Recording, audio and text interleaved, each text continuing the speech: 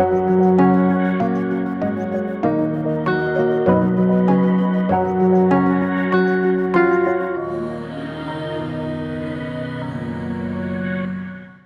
അമ്മയുടെ പ്രത്യക്ഷീകരണത്തിന് സാക്ഷിയായി എന്നെയും എൻ്റെ കുടുംബത്തിനെയും ഉയർത്തിയ പരിശുദ്ധ അമ്മയ്ക്കും തിരുക്കുമാരനും കോടാനുകോടി നന്ദി. എൻ്റെ പേര് രമ്യ. ഞാൻ വരുന്നത് അയർലൻഡിൽ നിന്നാണ്. ഞാൻ 2021 മുതൽ സ്റ്റാഫ് നഴ്സായിട്ട് ജോലി ചെയ്യുവാണ് അയർലൻഡിൽ. ഞാൻ 2017 മുതൽ ഇവിടെ കൃപാസനത്തിൽ വരുന്നതാണ്. ആദ്യമായിട്ട് ഞാൻ കൃപാസനത്തിൽ വരുന്നത് എന്നോട് ആരും പറഞ്ഞിട്ടല്ല ഞാനിവിടെ വന്നത്. ഞാനിവിടെ വന്നു പെട്ടതാണ്. ഞാൻ എൻ്റെ ഹസ്ബൻഡുമായിട്ട് ഒരു ദിവസം ചെറുതായിട്ട് വഴക്കുണ്ടാക്കിയായിരുന്നു. അന്ന് ഞാൻ എൻ്റെ മൂത്ത മോൻ, ഇതെൻ്റെ രണ്ടാമത്തെ മോനാണ്. എൻ്റെ മൂത്ത മോന് 3 വയസ്സേ ഉണ്ടായിരുന്നുള്ളൂ. അവന് ഞാനും ആദ്യമായിട്ട് ബസ്സിൽ കയറി ചുമ്മാ ഒന്നും വീട്ടിൽ നിന്ന് മാറി നിൽക്കാൻ വേണ്ടി ഇറങ്ങിയതാണ്. ഞാൻ ആദ്യമായിട്ടായിരുന്നു അന്ന് അവനെയും കൊണ്ട് ബസ്സിൽ ട്രാവൽ ചെയ്യുന്നത്. അപ്പം അതൊരു ചേർത്തല ബസ്സായിരുന്നു. അന്നിവിടെ ബസ്സിന് സ്റ്റോപ്പില്ലായിരുന്നു. അന്നിവിടെ ആദ്യം ബസ് നിർത്തിയപ്പോൾ എനിക്ക് ഇതിൽ കൂടുതൽ എങ്ങോട്ട് പോകണമെന്ന് അറിയത്തില്ല. ഇവിടെ ഒരു പള്ളി കണ്ടുകൊണ്ട് ഞാൻ ഇങ്ങോട്ട് ഇറങ്ങിയതായിരുന്നു. ഇവിടെ വന്നിട്ട് ഞാൻ ഓഫീസിലോട്ട് ഡയറക്റ്റ് പോയത്. അവിടെ ചെന്നിട്ട് ഞാൻ പറഞ്ഞു, ഞാൻ മെൻ്റലി കുറച്ച് ഡൗൺ ആണ്, എനിക്കൊരു കൗൺസിലിംഗ് തരുമോ എന്ന് ചോദിച്ചു. അവരെനിക്ക് പെട്ടെന്നൊരു കൗൺസിലിംഗ് അറേഞ്ച് ചെയ്ത് തന്നു. അതിനുശേഷം ബൈബിൾ തുറന്ന് ഒരു വചനം എടുക്കാൻ പറഞ്ഞു. വചനം എടുത്തപ്പോൾ എനിക്ക് മനസ്സിലായി എൻ്റെ ഭാഗത്തുനിന്ന് എന്തൊക്കെ തെറ്റുകളാണ് തിരുത്തേണ്ടതെന്ന്. ഞാൻ സൈലൻ്റ് ആകാൻ തുടങ്ങി. അതിനുശേഷം ഞാൻ എപ്പോഴും ഇവിടെ പള്ളിയിൽ വരുമായിരുന്നു. എനിക്ക് ഭയങ്കര സന്തോഷമായിരുന്നു ഇവിടെ പള്ളിയിൽ വരുമ്പോൾ. അതിനുശേഷം ഞാൻ കൗൺസിലിങ്ങിന് ശേഷം എൻ്റെ വീട്ടിലേക്ക്, ഹസ്ബൻഡിൻ്റെ അടുത്തേക്ക് തന്നെ തിരിച്ചു പോയി. വേറെ പ്രശ്നങ്ങളൊന്നും ഉണ്ടായിരുന്നില്ല. അവർ കുറച്ച് ടെൻഷനായിരുന്നു. എന്നെ കാണാതെ അന്വേഷിച്ച് നടക്കാൻ തുടങ്ങിയായിരുന്നു. പിന്നീട് അങ്ങനെ പ്രശ്നങ്ങളൊന്നും വന്നില്ല. പിന്നെ ഞാൻ ഇടയ്ക്കിടയ്ക്ക് ഇവിടെ പള്ളിയിൽ വരും. ഞാൻ ഹിന്ദുവാണ്. എൻ്റെ ഹസ്ബൻഡൊക്കെ അമ്പലത്തിൽ മാത്രമേ പോകാറുള്ളായിരുന്നു. അപ്പോൾ ഞാനിവിടെ പള്ളിയിൽ വരണമെന്ന് പറയുമ്പോഴൊക്കെ എന്നെ ഇവിടെ വഴിയിൽ കൊണ്ടുപോയി ഡ്രോപ്പ് ചെയ്യും. ഞാൻ തന്നെ അകത്തേക്ക് കയറും. എൻ്റെ മൂത്ത മോൻ എൻ്റെ കൂടെ വരുമായിരുന്നു. അവൻ അന്ന് ആദ്യമായിട്ട് ഞാൻ വരുമ്പോഴും അവൻ കൊച്ചുകുട്ടിയായിരുന്നു. അവൻ കരഞ്ഞപ്പോൾ എന്നെ കൗൺസിൽ ചെയ്ത സാർ അവൻ്റെ തലയിൽ കൈവച്ച് പ്രാർത്ഥിച്ചപ്പോൾ അവൻ്റെ കരച്ചിൽ നിന്നു. അപ്പോൾ മുതലേ അവനും എൻ്റെ കൂടെ എപ്പോഴും ഞാനിവിടെ വന്നാൽ വരുമായിരുന്നു. പിന്നെ എനിക്ക് സ്റ്റാഫ് നഴ്സ് ആയതുകൊണ്ട് തന്നെ എനിക്ക് യൂറോപ്യൻ കൺട്രീസിൽ എവിടെയെങ്കിലും പോയി വർക്ക് ചെയ്യണമെന്ന് ഭയങ്കര ആഗ്രഹമായിരുന്നു. അപ്പോൾ ഞാൻ ഇവിടെ വന്ന് ആദ്യം മാതാവിനോട് പറഞ്ഞു, എനിക്കും ഇതുപോലെ പുറത്ത് പോയി വർക്ക് ചെയ്യാൻ താല്പര്യമുണ്ട്. ഞാൻ OET എഴുതും, പക്ഷേ എനിക്ക് ഒറ്റ പ്രാവശ്യം എഴുതാൻ പറ്റത്തുള്ളൂ. പിന്നെ എനിക്ക് വീട്ടിൽ നിന്ന് പെർമിഷൻ കിട്ടത്തില്ല എഴുതാൻ വേണ്ടിയിട്ട്. ഒരു പ്രാവശ്യം എനിക്ക് ചാൻസ് കിട്ടത്തുള്ളൂ. അതുകൊണ്ട് എനിക്ക് ഒരു പ്രാവശ്യം തന്നെ എഴുതുമ്പം പാസ്സാകണമെന്ന് പറഞ്ഞു. അത് കോവിഡിൻ്റെ പീക്ക് ടൈം ആയിരുന്നു. ട്രിവാൻഡ്രത്ത് പോയാൽ ഞാൻ എക്സാം എഴുതി. ഫസ്റ്റ് അറ്റംപ്റ്റിൽ തന്നെ എനിക്ക് പാസ്സാകാൻ സാധിച്ചു. അതിനുശേഷം എൻ്റെ DL ഒക്കെ കുറച്ച് സ്ലോ ആയിരുന്നു. പക്ഷേ ഞാൻ പ്രാർത്ഥിച്ചതിൻ്റെ ഫലമായിട്ട് എൻ്റെ കൂടെ ചെയ്തവരെക്കാട്ടിൽ ഫാസ്റ്റായിട്ട് എനിക്ക് പോകാൻ പറ്റി. അയർലൻഡിൽ ചെന്നു. ഞാൻ ആദ്യം പ്രൈവറ്റിലാണ് വർക്ക് ചെയ്തത്. ഇപ്പോൾ ഞാൻ ഗവൺമെൻറ്റിലാണ് വർക്ക് ചെയ്യുന്നത്. ഞാൻ ഈ കഴിഞ്ഞ ഡിസംബറിൽ ഞാനിവിടെ വന്നിട്ടുണ്ടായിരുന്നു. അപ്പം ഞാൻ ഉടമ്പടിയിൽ വെച്ചിരുന്നതാണ്. ഞാൻ വർക്ക് ചെയ്യുന്ന സ്ഥലത്തിൻ്റെ പേര് സെൻറ്റ് മേരീസ് എന്നാണ്, ഗവൺമെൻറ്റിലാണ്. അത് മാതാവിൻ്റെ പേരിലുള്ള ഈ സ്ഥലത്ത് തന്നെ എനിക്ക് വർക്ക് ചെയ്യാൻ സാധിക്കണം എന്ന് പറഞ്ഞതിൻ്റെ പേരിൽ എനിക്കവിടെ ഇപ്പം ഞാൻ ഒരു മാസമായി അവിടെ നിന്ന് ജോലിക്ക് കയറി 2 ദിവസം കഴിഞ്ഞപ്പോൾ തന്നെ എൻ്റെ മാനേജറിൻ്റെ അടുത്ത് എനിക്കിവിടെ എനിക്ക് കുഞ്ഞിനെ ഇവിടെ നാട്ടിലാക്കിയേ വേണം, സാക്ഷ്യം പറയാൻ അവസരം കിട്ടാൻ വേണ്ടി ഞാൻ ചോദിച്ചപ്പോൾ എനിക്ക് പെട്ടെന്ന് തന്നെ ആനുവൽ ലീവ് 2 വീക്സിലേക്ക് തന്നു. അതുകൊണ്ടാണ് ഞാനിപ്പോൾ നാട്ടിലേക്ക് വന്നത്. എൻ്റെ മൂത്ത മോന് ഇപ്പോൾ 11 വയസ്സുണ്ട്. അവന് ഒരു 8 വയസ്സ് കഴിഞ്ഞപ്പോൾ മുതൽ അവൻ എപ്പോഴും വഴക്കുണ്ടാക്കുമായിരുന്നു. അവന് മാത്രം അനിയനില്ല എന്ന് പറഞ്ഞിട്ട്. അപ്പോൾ ഞങ്ങൾ അതുവരെ രണ്ടാമതൊരു കുട്ടിക്ക് വേണ്ടി ഞങ്ങൾ ശ്രമിച്ചിട്ടില്ലായിരുന്നു. കാരണം എൻ്റെ സിസ്റ്റർ ഇൻ ലോ പ്രഗ്നൻ്റ് ആയിരിക്കുമ്പോൾ ഒരു കാർഡിയാക് അറസ്റ്റിൽ കുഞ്ഞ് മരിച്ചു പോയതാണ്. അപ്പോൾ ആ ഒരു ടെൻഷനിൽ ഞങ്ങൾ പിന്നെ നോക്കിയിട്ടില്ലായിരുന്നു. പക്ഷേ എൻ്റെ മൂത്ത മോൻ്റെ വിഷമം കാരണമാണ് ഞങ്ങൾ വീണ്ടും ട്രൈ ചെയ്തപ്പോൾ ഞങ്ങൾക്ക് കുഞ്ഞുങ്ങളുണ്ടാകുന്നില്ലായിരുന്നു. അപ്പോൾ 2024 നവംബറിൽ എൻ്റെ ഹസ്ബൻഡ് ഇവിടെ നാട്ടിൽ വന്നിട്ടുണ്ടായിരുന്നു. അപ്പോൾ ഞാൻ പറഞ്ഞു ഇവിടെ ഉടമ്പടി എടുക്കണം. അപ്പോൾ ഹസ്ബൻഡ് ഇവിടെ വന്ന് ക്ലാസ് അറ്റൻഡ് ചെയ്തിട്ട് പറഞ്ഞു ഇത് എന്നെക്കൊണ്ട് നടക്കുന്ന കാര്യമല്ല. അപ്പോൾ ഞാൻ വീണ്ടും കരഞ്ഞ് പറയാൻ തുടങ്ങി, എങ്ങനെയെങ്കിലും ഉടമ്പടി എടുത്ത് പറ്റത്തുള്ളൂ. അപ്പോൾ എനിക്ക് വേണ്ടി സംബന്ധിച്ച ആളും ഉടമ്പടി എടുത്തതിൻ്റെ ഫലമായിട്ട് ഒരു മാസം കഴിഞ്ഞപ്പോൾ ഞാൻ വീണ്ടും പ്രഗ്നൻ്റായി. അപ്പോൾ ഞാൻ 3 പ്രാവശ്യം ബൈബിള് വായിച്ചപ്പോൾ എനിക്ക് മാതാവ് മറിയം ഗർഭം ധരിച്ച് ഒരു പുത്രനെ പ്രസവിച്ചു എന്നുള്ള വചനം എനിക്ക് കിട്ടിയിരുന്നു. അപ്പോൾ ഞങ്ങൾക്ക് ഈ കുഞ്ഞിനെ ലഭിച്ചത് മാതാവിൻ്റെ അനുഗ്രഹം കൊണ്ടാണെന്ന് ഞങ്ങൾ ഉറച്ച് വിശ്വസിക്കുന്നു.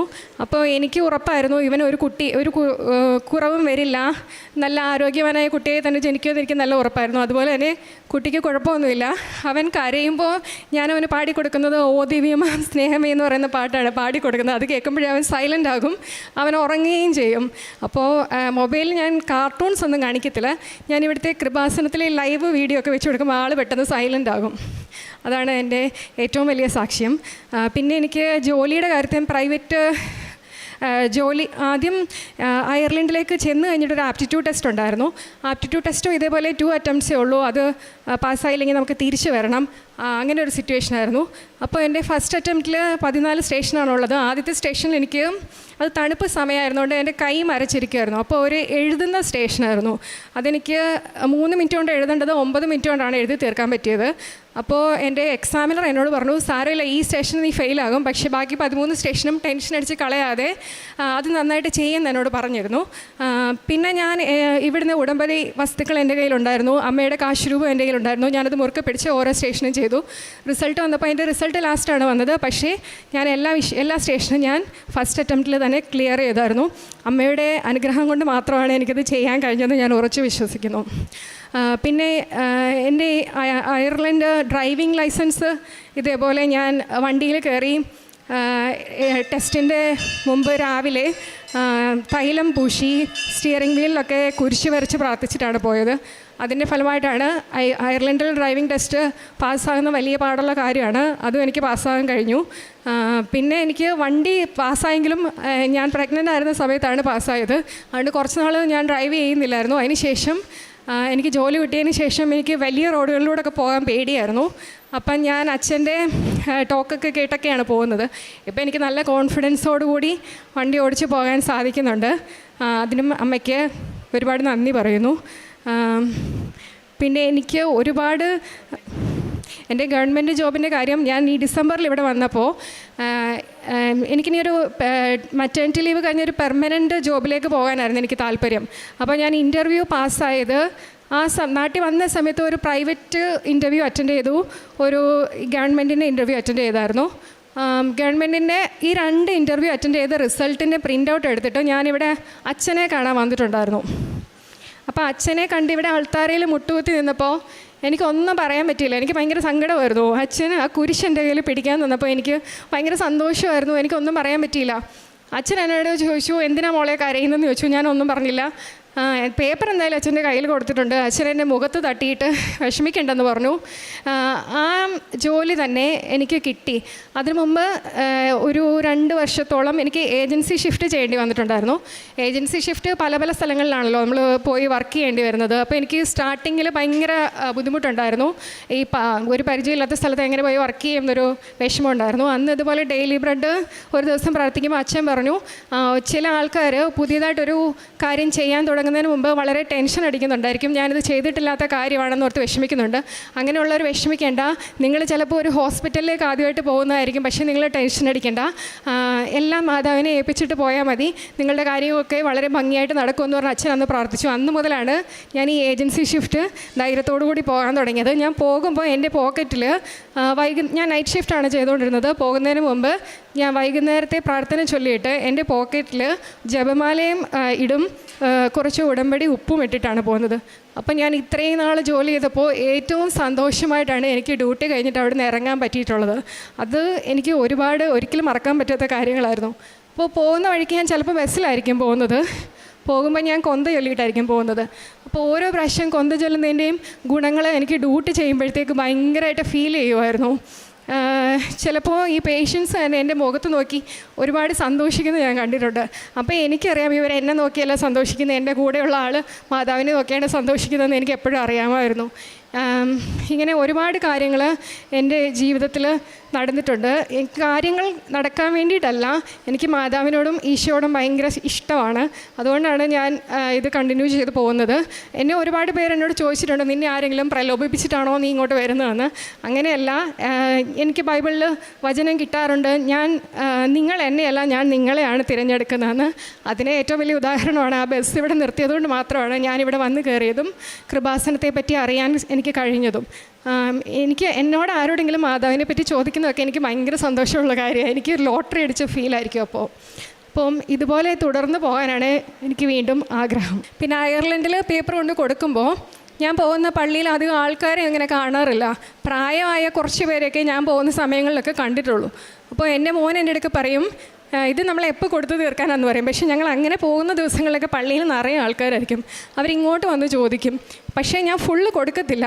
എൻ്റെ കയ്യിൽ 1-2 പത്രം എപ്പോഴും ഞാൻ ബാക്കി വെക്കും, ആർക്കെങ്കിലും അത്യാവശ്യമുള്ളവർ വരുമ്പം അവർക്ക് കൊടുക്കാൻ വേണ്ടിയിട്ട്.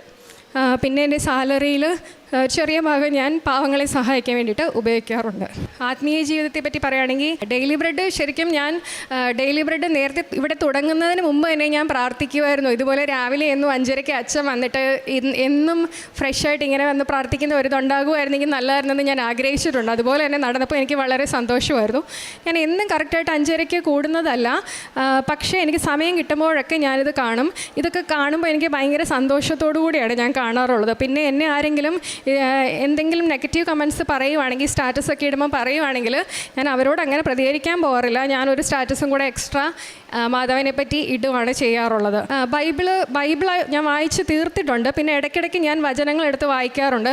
ജപമാല വായിക്കുമ്പോഴൊക്കെ ചെല്ലുമ്പോഴൊക്കെ എനിക്ക് എന്തെങ്കിലും എൻ്റെ ലൈഫിൽ പോസിറ്റീവായിട്ടുള്ളൊരു കാര്യങ്ങൾ നടക്കുന്നതായിട്ട് എനിക്ക് ഫീൽ ചെയ്യാറുണ്ട്. എൻ്റെ കയ്യിൽ എവിടെ പോയാലും എൻ്റെ ജപമാല എൻ്റെ കൂടെ കാണും. പിന്നെ എനിക്ക് ജോലി മെയ് 11-നാണ് ഞാൻ ജോയിൻ ചെയ്തത്. അന്ന് ഞാൻ എൻ്റെ വാട്സപ്പ് സ്റ്റാറ്റസിൽ പോസ്റ്റ് ചെയ്തു, not by merit but by grace എന്ന്.